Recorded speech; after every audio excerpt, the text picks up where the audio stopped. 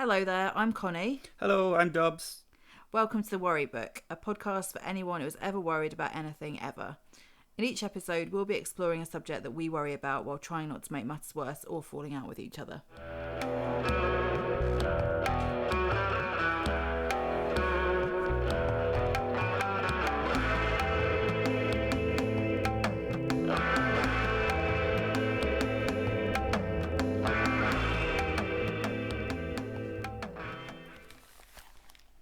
This week, we're exploring social media. So let's get started. I'm on social media. And I'm not on social media. Okay. How do our worlds collide? Well, first of all, I'm intrigued because everyone in the world, except for you, is on social media. We're sharing our details, our faces, so people can easily access our bank details and facial recognition, iris, fingertip technology, everything, because it makes life more exciting. Though we could be, completely victims of fraud at any point. And that's good. Why? Because it's exciting. It's exciting. It's like, yeah, it's life on the edge. What? And is that because this is about do we worry about social media? And you might, as you've correctly identified, say, well, why on earth would I worry about it? Because I'm not on it. Okay. But you've just given me about 10 really, really good reasons to worry about it. And to be honest, make me just want to end this now because there's no way that I'm ever going to want to be part of it. Can I make a suggestion? Yeah. I've kind of peaked too early. Okay. Kind of full crescendo. Yeah. And yeah. So let's go back to the beginning. Social media. Social media. So just tell me your thoughts on social media. Okay. Well, my thoughts are that it exists. Yep. And does it? Ooh, can't touch it. Well, it's quite a nebulous subject in the sense that it's nebulous, like a big cloud. Yep. Cloudy. Nebulous sounds better. But it is basically cloudy. It's like a big cloud that kind of sits there and you can't really touch it. No. So yeah, it's there. I sort of know how it works. I was on it. I was on the Facebook. The Facebook, yeah. Yeah, loads of people say it like that now. They just sound like dicks, and I've just done that. But yeah, so I was on Facebook. Were you on MySpace? No. No, okay. But I'm of the right era. Yes, well, I was on MySpace. I was going to say genre. I was on MySpace, but I must admit it's more for musical outlets, really. Which is actually the one reason I'm on it, but it's just an excuse to see what people are up to. Oh, so it's spying. Kind of is, but I know I'm being spied on as well, so yes. And do you like the thought that you're being spied on? Being watched. Yeah, sometimes. So I go, did you enjoy your time at Butlins? Chessington World of Adventures? And I was like, how did you know that? I saw it online. Oh, right. Yeah, no, it's fine. Never been there, really. I don't know about that. But it's a good example because that's the sort of thing that people would reference in their status updates.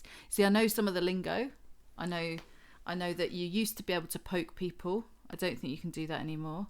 I think you can certainly like things. I think you can up thumb people. Is that a thing? Up the thumb.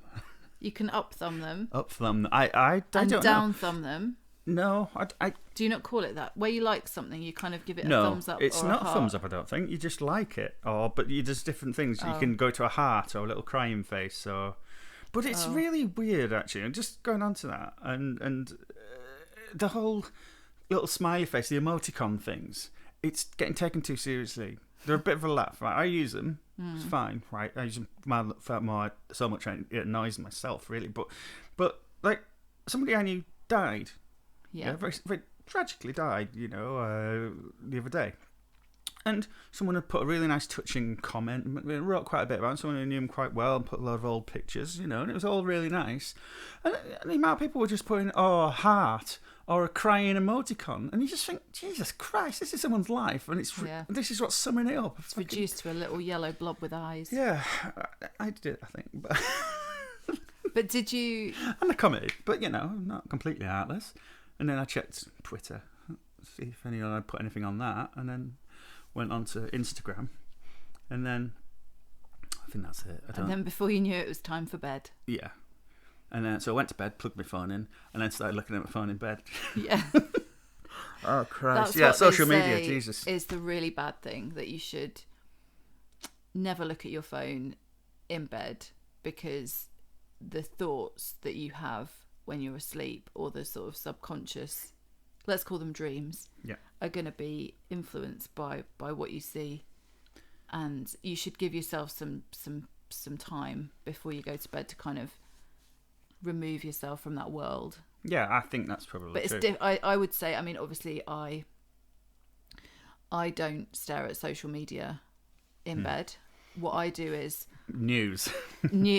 I just stare at news, which I would say is far, far, far worse. It has been this year, 2020. Because there is just no let up. Whereas what you're very good at is actually just kind of providing me with edited highlights of social media. Yeah.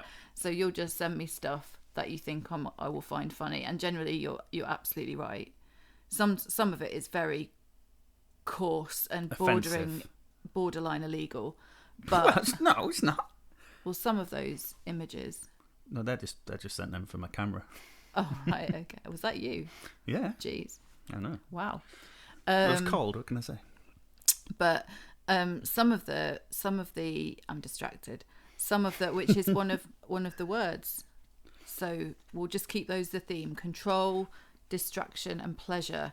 How do those feed into to how we worry about social media? Because I do worry about social media. I worry that I'm not part of a world that exists, which most people are part of, because they're sharing stuff and they're seeing stuff and they're aware of stuff, and I'm just not aware of it. But then I don't really know what that stuff is, and I've survived since 2014 without any...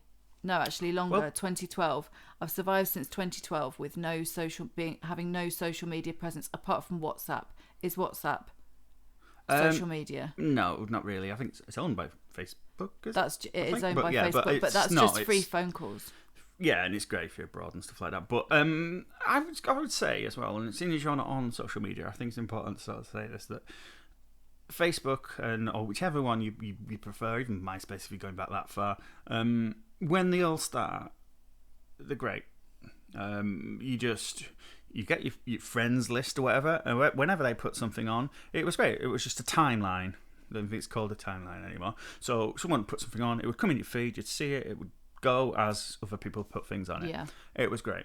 And then what I think one of the big things was when they changed that, and algorithms or whatever, I don't know technically how it works, you end up seeing only the people or the things you interact with more. But because you're seeing the people you interact with more, you're interacting more with them. So therefore, actually, there's people you probably didn't interact that much with that you now don't crop up on your timeline. So it's kind of pointless. And also, fucking adverts. Oh yeah, you know? See, this is something quite interesting that, again, I don't really worry about it, because my main worry, in fact I would say my kind of only worry, is about not being part of it, and should I be part of it. And I occasionally think, oh, I'm just gonna set up a Facebook account just so that I can, join that group, or just have like a really tight group of friends. But I know that it would concern me even at that level.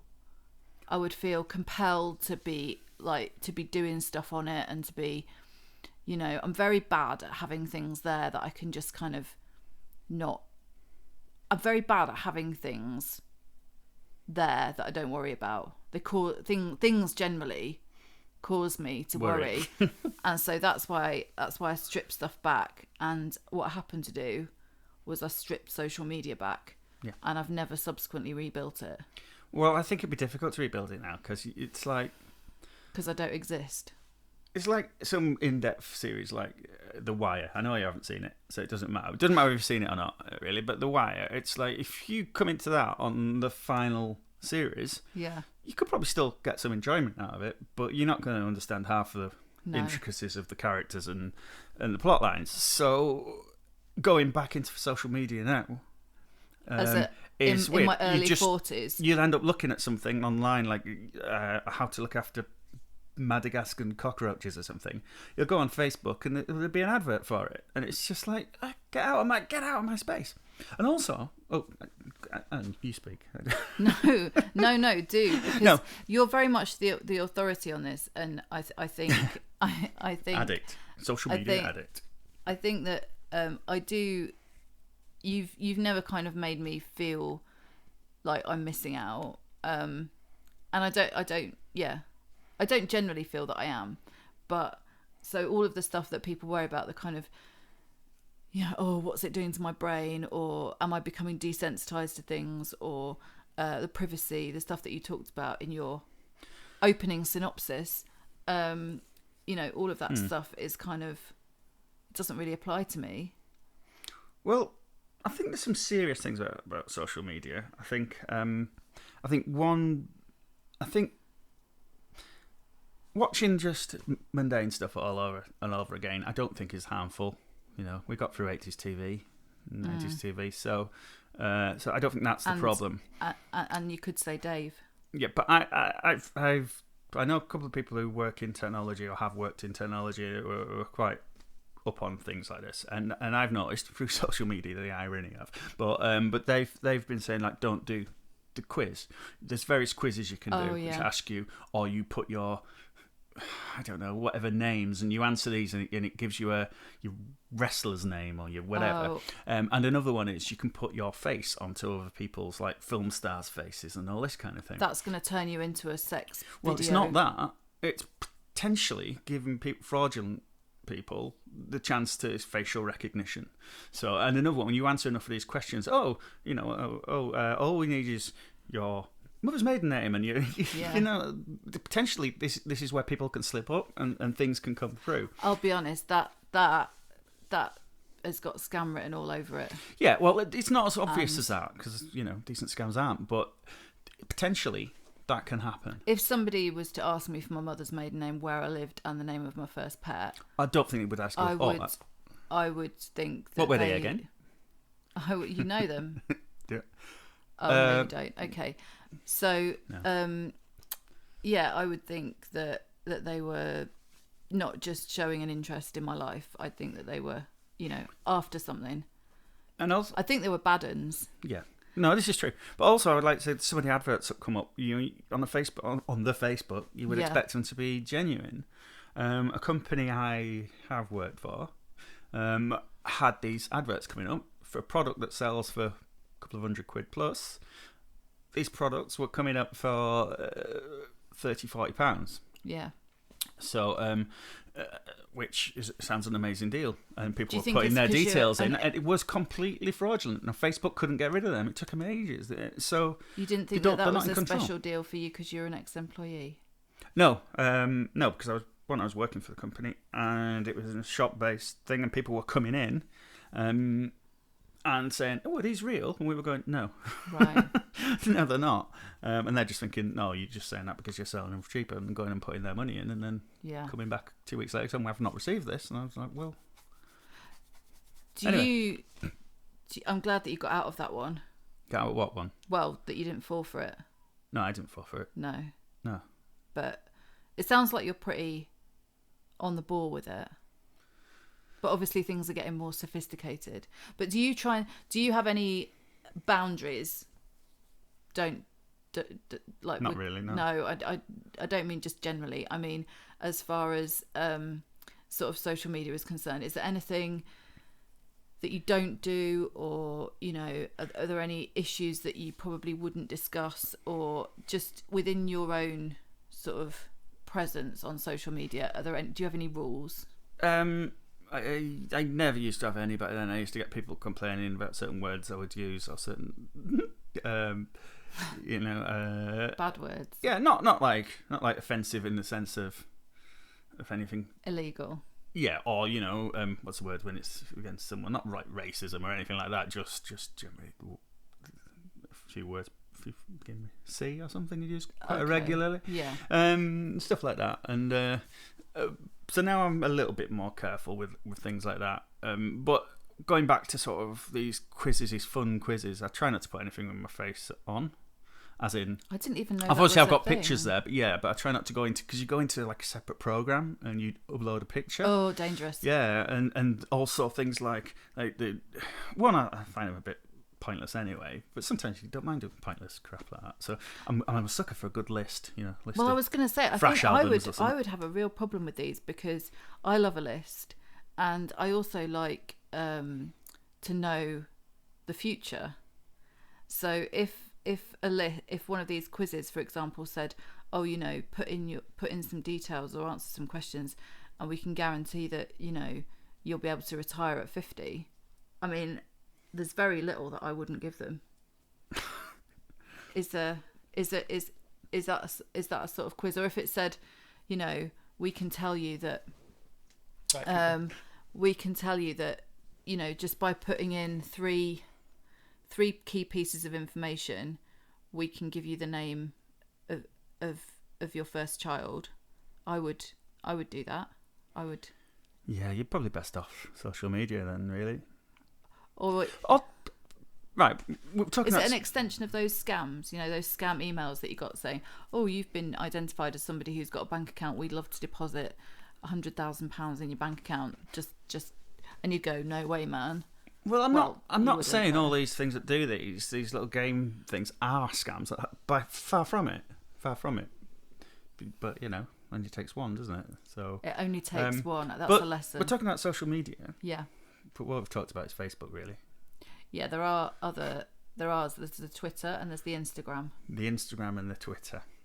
And there's the LinkedIn, which is always seen as the slightly older, more sensible. Is that classed as sibling. social media? Yes. It is? Right, okay. Very much so. Social media for the workplace. I thought it was just like business. I would say. Bollocks. But I think a lot of people. I'm on it, obviously. Yeah, obviously. I think a lot of people, use it for networking and job applications. Again, I was on that. I'm not anymore. I've successfully managed to get several jobs without having a LinkedIn presence, which according to some people is impossible. I think a lot of people say, "Oh, you have to be on this, you have to be on that." And if I was to say, which I don't say very often because, funnily enough, I don't really know that many people. That's maybe because I'm not on social media. But I think if it's not something that I'd particularly be proud to say, it's not like I've made a stand and I'm, for ethical reasons, not on social media. I think it's just generally that I really, really value my privacy, and I don't want anyone to really know what I'm up to. And also I just feel I hate that feeling of being obliged to kind of keep up with people, which probably makes me a really bad friend. No, I get that. I don't think that's such a bad thing. I think what you're feeling is probably more of a natural way, rather than now everyone's always got to be, it's the whole cliche of everyone's got to be always happy, and you see all these pictures of always doing something, off kayaking and whatever, and and it's like no, life's not like that. I can't even kayak, and I'd feel like if I was on Instagram, I'd feel like I would have to at least learn some kind of outdoor pursuit in order to just kind of feel fully part of it. I think on the Twitter, I'd have to develop some views, and generally I do have views, but I'd rather not sort of put them out there so people can sort of interrogate them. See, I generally don't tweet though that often, things like that. Yeah. If it is, it's just something ridiculous that's coming to my head that to amuse myself. Yeah. And probably offend someone else. Or it's to, But you don't mind that? What, offending people? Yeah. Not really. You see, I really do. I think that's part of like why I wouldn't want to be on it, is because I would think, I would worry, I would really, really worry about offending people, even when I hadn't meant to. There's offending people, like seriously offending people, which I would be upset. I wouldn't want to really upset someone. And then there's offending someone because I've had a go at one of their favourite singers or something. Yeah. You know, which to me isn't really being offended. It's, from offending, from saying something against someone's culture or upbringing or whatever, then that's different. I would, and I wouldn't do that. Well, we'll try. Hopefully wouldn't do that. Yeah. I think, so... Okay, so this does actually lend itself to the words. So do you find social media, or do you find social media a distraction? Yes, sometimes. But are you happy with that? So I guess you can roll two things into one. So you could say you quite understandably occasionally find social media distracting, but do you ultimately find the experience of being on it pleasurable? I find it less pleasurable the more they update things, and the more, obviously, it's just a huge business. So, and that sort of comes first. I think this year with the sort of lockdowns and everything, I think I probably spent a lot more time on social media than I would normally, because a lot more time sitting around or whatever, and not doing as much actual life stuff. So your life's become more virtual. Yeah, I guess. But I guess everyone's has, work and then from home, or, Zooming and Zoom chats, whatever. Because I definitely think, I don't know, I haven't been desperate to kind of get on there and sort of connect with people because we've not been able to see anyone. But what I have started doing is just ringing people randomly. That's great. At a time when that might not be convenient for them. but then I can leave them a voicemail, and apparently that's cool. It's cool to leave a voicemail now. Was it not at some point? I think it went through a kind of, it evolved. It sort of became a function, and then it became a tool. So it became a function as in you can leave a voicemail. Then it became a sort of, I'll leave a voicemail because then they know that I've rung. Then it became don't leave a voicemail, you dick. Really? Like, no one rings. I've never heard that. And now it's like, oh yeah, cool. So you deliberately don't pick up your phone because somebody's leaving you a voicemail. Well, if it's a number I don't recognise, I don't answer it. Yeah. Because I think if it's important, they'll leave a voicemail and I can call back. But that's so I don't know where I've heard this. I might have dreamt it, but I'm pretty sure that now, if your phone rings and you can see it's from somebody, they're probably not ringing to talk to you. They're ringing to leave a voicemail. So you can then pick up that message. It's like getting a little postcard, but of a voice. Right. But is that like a conditioning so people aren't actually interacting? Is that so? It's like text, I suppose, was the initial thing of that, wasn't it? So I don't know. I'll speak to them. I'll text them. Yeah. It's like a social nervousness kind of thing. Yeah, and as someone who generally worries about everything they say and sort of, is it going to come out wrong or am I going to offend somebody? Then, texting was great. But then obviously, now I just worry about what I write rather than what I say. But I think I quite like just ringing people. And so I have done more of that. So I felt, a bit more connected, even though I've not been on the platforms. Okay. Are they platforms? But, yeah. Yeah, and so I think I would generally, I think you're right. Now is at the age of 42, I think it would be quite odd for me to suddenly embrace social media, and kind of I think also the things that I might do, I know myself quite well, and I think I'd try and do some I might end up going on TikTok, and I don't even know what that is. No, I'm not too sure. I think you have to dance though. Yeah, I don't. I think you have to dance, and I think even you have to Snapchat and stuff. I don't really understand. I've never looked into it. I do enough for the social media. Is the Snapchat the one where it goes poof? I think it's on there for a little while disappears. and then it vanishes. I mean, that would be quite good for you because then no one would know what you'd said, and you could just deny Thanks. it. I'm glad I come up with stuff that's so important. But you could kind of just go, no, I didn't say that, and there'd be no record of it. Yeah. This is true. Like a great alibi. But I'll sign up to that this afternoon. Do a bit of Snapchatting. Yeah, I will. Get on that party bus. But you get people, apparently it doesn't vanish, because I can't remember what it was, someone saying, like, it vanishes, but then it's still stored somewhere. Oh, I don't think anything vanishes. Your pic of your appendage. I think the sort of 4 or 5 years that I was on Facebook, I mean, that's all saved somewhere. Mainly, they'll just have a record of me constantly changing my banner background, because that's mainly what I did. I didn't really talk to people. I just changed it from, like, books to sort of a map of London to sunshine over and over again. That's what I did. Were you kicked off social media for being boring, or was it? No, I just took too much time on the aesthetic of the social media, and then I decided I didn't want to be part of it. That's fair enough. But that's not because I'm antisocial. I don't find it comfortable, and it worries me. So I'm going to alleviate that worry through not engaging. So can I ask why you wanted to do a podcast? Because I know that it's something that people worry about. And as I said, I do worry about it, because sometimes I feel that I'm missing out. And that's my worry about it. That's my worry. But it's not enough of a worry to make me want to change it. And the only way I could change that is becoming, part of it again. And I don't really want to do that, so I'm not going to. But sometimes I just sit there and I think, all of this chit chat is happening over there somewhere, and I'm not part of that. And I wonder what that's like. And would my life be better if I was part of that? Would I be getting invited to more parties? The answer at the moment, no. Would I be able to meet up with more friends? The answer at the moment is no. Would I get to hear about loads of exotic places far away that I could go to? Well, possibly, but I can't go there at the moment, so it wouldn't matter. So... You see, I think there's a very sort of ironic side of it, really, because the thing with social media, the further it's gone down the line, it's actually become a lot less social.